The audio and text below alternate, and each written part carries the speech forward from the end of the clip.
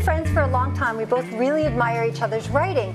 And we thought it'd be fun to write not an anthology, but an actual novel together, where we're figuring out the plot together.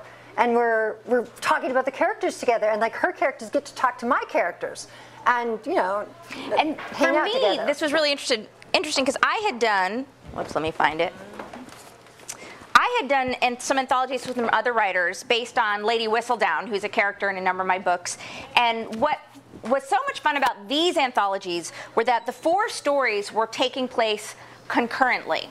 So they were all taking place at the same time. So we really had to be in touch to make sure it was all at the same time. But because it was at the same time, it was still very, ironically, episodic. I mean, each story was very self-contained. They crossed, but one did not lead into the other. So we thought, well, what if we, instead of that, do a different twist on the anthology to turn it into a more novel experience and have the stories immediately follow, each section immediately follows each other. So what we did was we went to New Orleans. It's a great place to go with your girlfriends. And we checked into the French Quarter. And we just started figuring out the plot, the 3 of us. And Julie would be out in the courtyard of this gorgeous hotel, like, you know, listening to music with her legs over. That was Connie. You were down there, I saw you. Well, that was looking Connie. I was up in the room madly computerized because I can't have distractions. And yeah, these guys were trading wedding pictures, as I remember.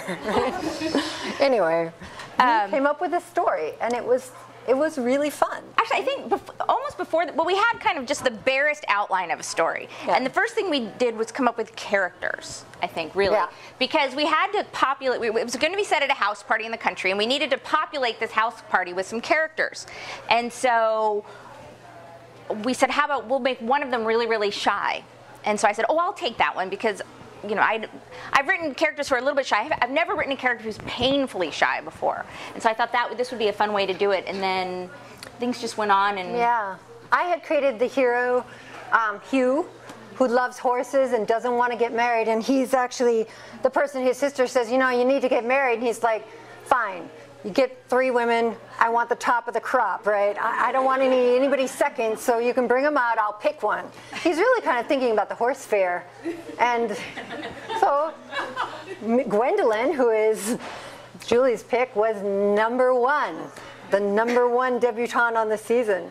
So the question is, can he win her? Or can he not win her? In this case, he can't win her. Poor Hugh got taken off the list altogether. So we had a great time writing. It was fun.